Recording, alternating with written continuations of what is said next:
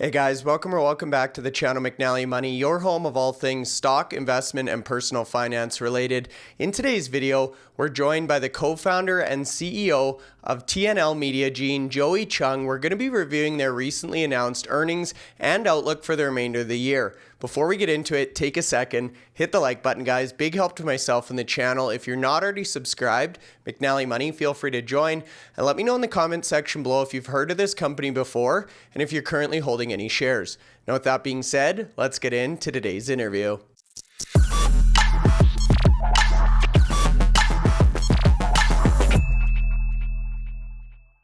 Okay guys, so that's right. Today's video, for the very first time, we've got Joey Chung. He's the co-founder and CEO of TNL Mediagene on the channel.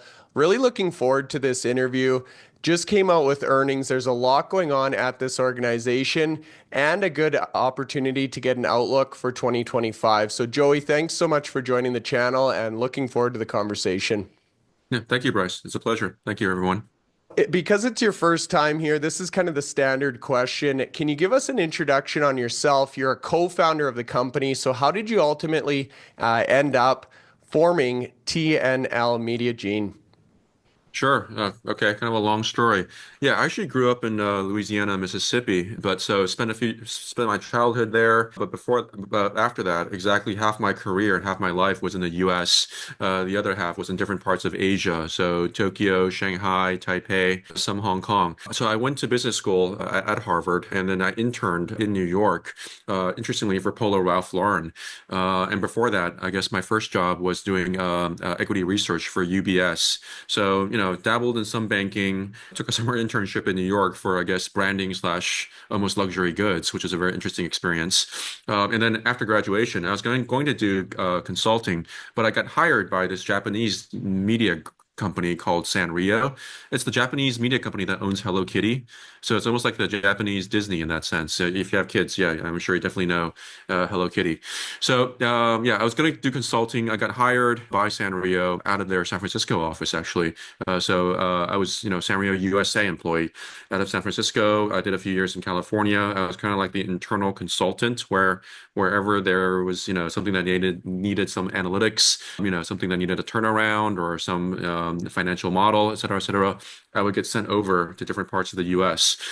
So I did that for a few years, and then the company asked me if I wanted to stay in the U.S. or they were looking for someone to take over from a retiring manager for Sanrio China, which is ironic because before that, I had never actually been to China my entire life.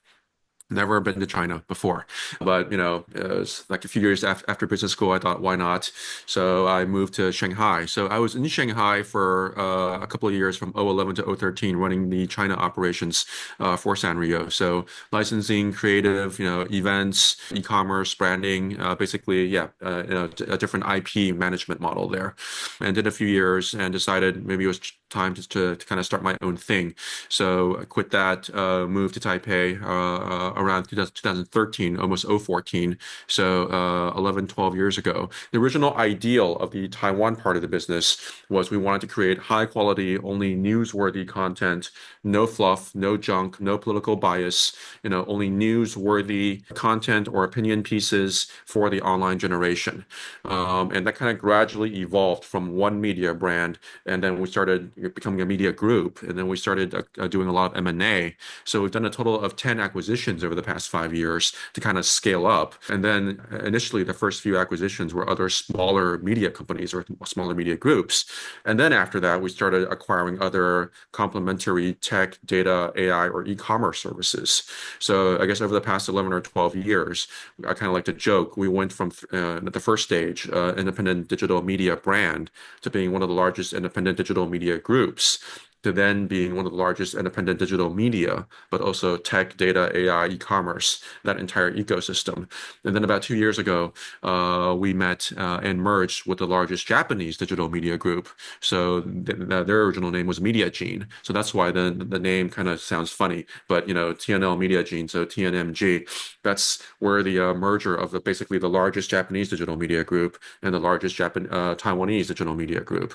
The Japanese side of the business, much more experienced, much more mature than we were when we met. They're about 25, 26 years old now. But anyway, combined together, we have about 25 different media brands across Japanese, Chinese, some English, from brands like Business Insider Japan, Gizmodo Japan, DIGIDAY Japan, but basically serious news, gadget, finance, lifestyle, movies, everything. The idea is we want to provide, high quality, but basically all of the content needs for our online digital generation, but also tech, data, AI, e-commerce services as well. About 40 to 50 million monthly unique readers, close to 200 million page views. So very strong in Japan, Taiwan, Hong Kong, and hopefully very soon, Southeast Asia or other parts of Asia as we continue to expand. Yeah, let me stop there. Sorry, talking a little bit too long. No, that's great. Very interesting background. And as we were talking about before we started filming here, I also have two little kids. So the Hello Kitty is something we're very familiar with in the house. Now, when I went over to the website, I took a look at the investor presentation. I'll throw some slides up on the screen as we go through today's conversation. There's a lot to this organization. You touched on some key themes. You talked about AI, some M&A acquisition, and really this media behemoth you guys have put together. So feel free to bring in any of that flavor as we continue through here. I was going to ask you for a high level summary of the company, but I feel like we kind of got a feel for it in that initial answer. Can you talk about your key pillars of operation right now? There's obviously a lot to the organization. Where are your key focal points? Sure. So I think diversification over the past few years have been a key word for us. So, again, initially, the original DNA was independent, high-quality media. As we gradually diversified through the three stages, right now, for example, the revenue breakdown, even though maybe, 5 or 10 years ago, it was like 99% media advertising. Now the revenue breakdown is actually roughly one-third media advertising still. So, interviews, programmatic, banners, campaigns, but also one-third of it is now tech and data analytics, and the other one-third is agency, digital studio, and e-commerce. So very much kind of diversified now. So it's kind of very even. So I would say going forward, all three of these business units will continue to grow very, very substantially. In fact, if you take a look at our slides, they're anywhere between 35 to 40-ish% growth year over year versus last year or 2023. But going forward, the entire sales team is fully integrated. So for example, our clients might find us initially from, digital studio or agency services to create a campaign or create an event, or they might find us through traditional media buy. Oh, we have this budget, this new car. We want to do media exposure for 2 months across 5 different media brands. But since the entire sales team and the data underneath it is all fully integrated, the sales team, of course, packages more and more bigger packages, but also tries to funnel them more and more into the middle tech and data, the automated products, the high margin products. So I would not be surprised, for example, if in 3 to 5 years' time, the middle tech and data part of the revenue becomes more and more of a substantial, even majority part of the entire business model going forward. It's automated, we can use AI to cut the cost, make it much faster, much more efficient. But at the same time, you're basically helping all of your clients' digital transformation needs when they initially find you or come in through traditional advertising or agency services, but you're increasingly packaging more and more. We want to be the one-stop shop for all of their digital needs, in essence. So, for example, maybe 5 years ago, a client would need to go to 5 different companies to do media buy, to do data analytics, to do e-commerce services, or different agency services. Now, even though they might have found us through a traditional route in agency or media buy, 4 or 5 years ago, we can tell them, oh, what do you need? Do you need media buy across Japanese, Chinese, English? Do you need media buy across, finance media, gadget media, lifestyle media? Or before and after media buy, do you need, market surveys, market research, or big data market analytics, or e-commerce, retail media networks? We can do that entire one-stop shop for our client. And that stickiness becomes higher and higher. That snowball effect, if you will, becomes bigger and bigger, and they stay with us longer. And we're able to provide more and more precise services and precise targeting for these services as well. So that's kind of how the entire, I guess you could say, the positive flywheel connects together. Yeah, no kidding. A one-stop shop or kind of holistic solution to the media world here. Now, I know you just came out with Q4 and fiscal year results or earnings. Can you talk to us about some of the highlights, key highlights there, and how those three business units again performed in the most recent quarter? Yeah, so all three are still growing very, very substantially. In the next few years, like I mentioned, I think tech and data will definitely be growing faster. And that's where the sales team and the organization as a whole wants to kind of funnel to more automated services, of course, more efficiency, more cost savings. But right now, all three are still anywhere between 30 to 40%. And on top of that average, year over year growth of about 35% for 2023 to 2024, roughly, I think half of it is organic. And the other half is the aforementioned one or two acquisitions every year. So I think that's a very good, I guess, symbol or signal of where the company is going. And how it has been operating over the past few years, where we try to maintain healthy, substantial organic growth, and on top of that, one or two acquisitions every year. And of those one or two acquisitions every year, on average, if you look at our past 10 acquisitions over the past 5 or 6 years, half of them were other media acquisitions. So we wanted to get, again, if you believe, data is the oil of the 21st century, and, media, besides positive influence, impact, consumer recognition, of course, is a very direct relationship for you to have that trusted relationship in terms of zero party, first party, and third party data with your readership. We want to get from, 5, 10, 20, 50, and eventually, hopefully one day, 80, 100 million readers. And on the other hand, we want to be able to do one acquisition every year for the AI engineering teams, for the R&D products to basically be able to monetize on the data that we're gathering. So two acquisitions every year, one for other eyeballs, one for other data sources, more and more media influence, more and more media scale, and one other acquisition basically to be able to optimize and monetize on the data that we're gathering from the media part of the business. So I think that's how it kind of sums up to that 35% year over year growth. But that's a very good example of where we think the company is headed in the next few years as well. Yeah, very interesting. I was going to highlight that 35% year over year revenue growth. It makes sense if you're saying each of these units was in the 30 to 40% range. Now, on the organic side of things, the M&A makes sense. You fold those in, that obviously goes towards increasing your revenue. On the organic growth side, what is your company doing to differentiate from other players in the space? Yeah, I think similar to like to the last question, we get, from even from different bankers or analysts, what makes us unique?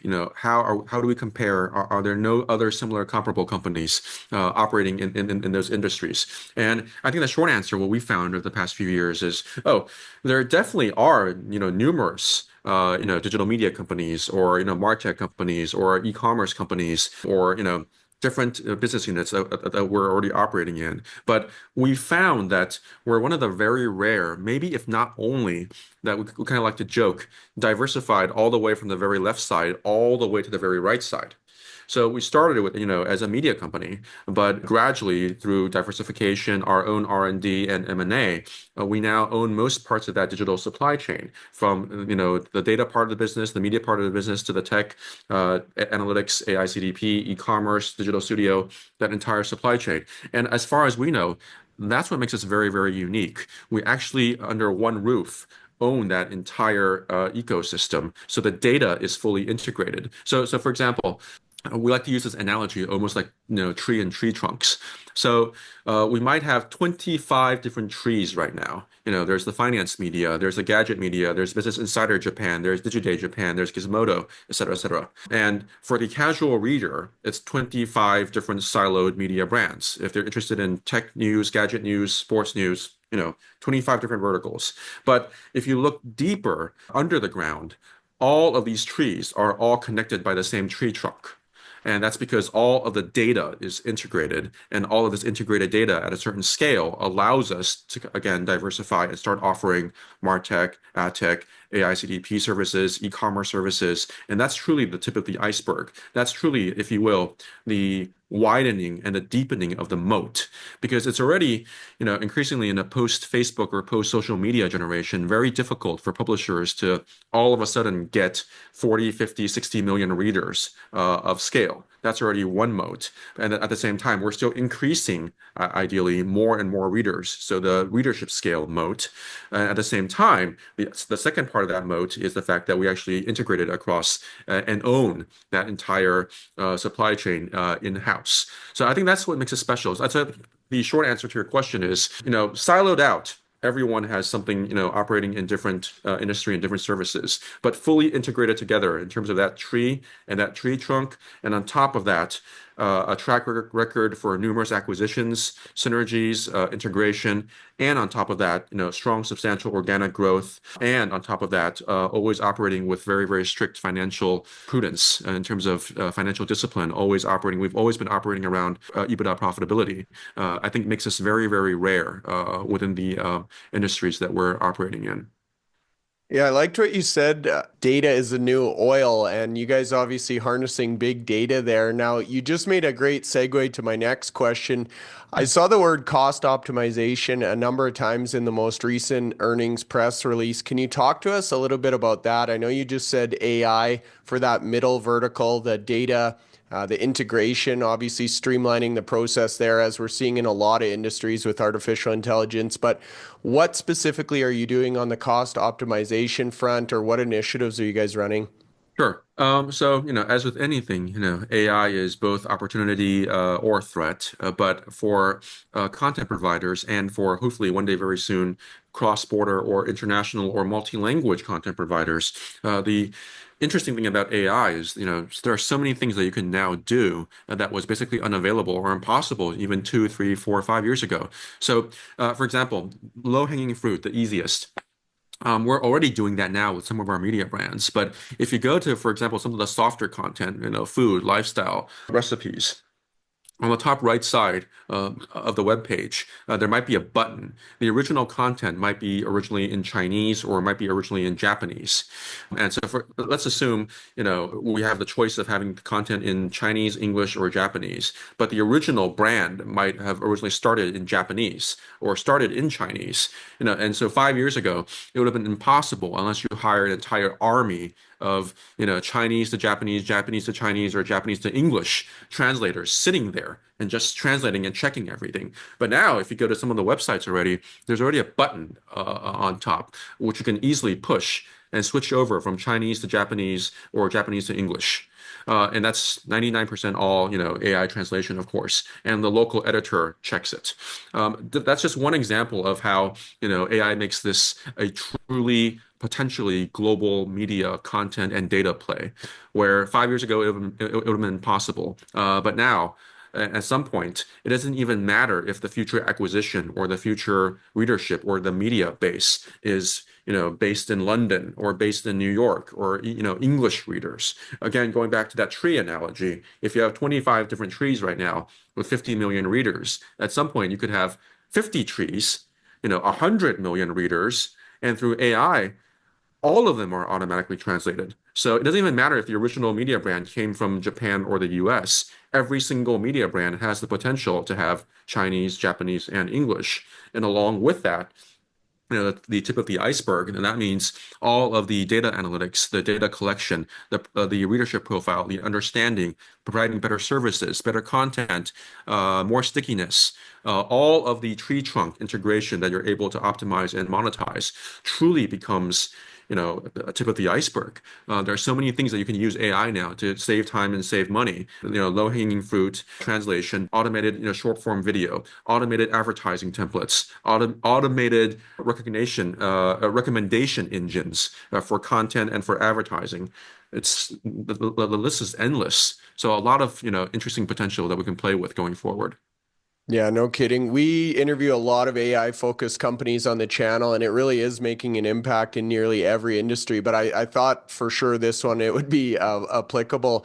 Now, you've mentioned a lot of kind of key milestones or objectives. Obviously, the annual M&A or the fold in, the organic growth. You've talked about growing each one of these revenue streams. For someone who's maybe newer to this company, what should they be watching for in terms of upcoming catalysts or some of the key deliverables for 2025 here? Sure. Well, we issued a few press releases over the past few weeks that kind of highlights this. So, for example, Business Insider Japan is the flagship brand within the Japan market. Business Insider Japan is actually the second largest Business Insider market besides the original, U.S. market. And because of that very successful relationship, we actually just signed and announced a few weeks ago that we're launching the Business Insider Taiwan edition, even though it's nominally the Taiwan edition, but it's actually going to be the global Chinese language edition, which means, in this part of Pan Asia, we'll be owning and operating the Business Insider digital, media brand for Japanese language and also for Chinese language, which would be, of course, very, very attractive. Huge market, huge revenue potential, huge potential digital influence, and of course, also, data sets as well. Yeah, makes sense. And you talk about total addressable market for the business, just incredible the amount of individuals or I guess eyeballs you can get on these stories and press releases. Now, you mentioned first year in operation as a public company here, so transparency, consistent communication, obviously at your core. Any final messages for the people watching right now in terms of closing thoughts? I wanted to give you the opportunity to have the mic to finish out here. Sure. That was a very good segue. I think we're the new kid on the block in that sense. But within Asia, within our core markets, the Japanese side of the business, like I mentioned, 25, 26 years old. The Taiwan part of the business, 11, 12 years old. Both of us were, separately already the largest digital media or even tech or data groups within each market. So yeah, we're definitely not your run-of-the-mill, 5-year-old company, tiny, still immature in that sense. We're already one of the largest players in our respective markets already. And our investor list from our private days, include VC funds from Silicon Valley, the Washington Post, the ex-editor-in-chief of the Washington Post still sits on our board. Steve Chen, the founder of YouTube, Kevin Lin, the founder of Twitch. They were all our Series B, Series C investors. Tim Draper's fund came in during our Series D round as well. So we've been very fortunate over the past few years as a private company to kind of amass a who's who of media, but also increasingly tech and data investors as we kind of diversified in that region. So we were always a pretty substantially scaled company in Asia already. Yeah, I look forward to following this story as you guys continue to grow. Appreciate the time today, Joey. I wanted to give you guys the opportunity. If you have any additional questions for Joey or any members of the team, leave them in the comment section below. If you guys are still watching the video, hit the like button. It helps get this out to other people who may find interest. And finally, feel free to subscribe to the channel. Joey, thanks so much for the time today. Great chatting. We look forward to seeing you again soon. Thank you, Bryce. Thank you, everyone.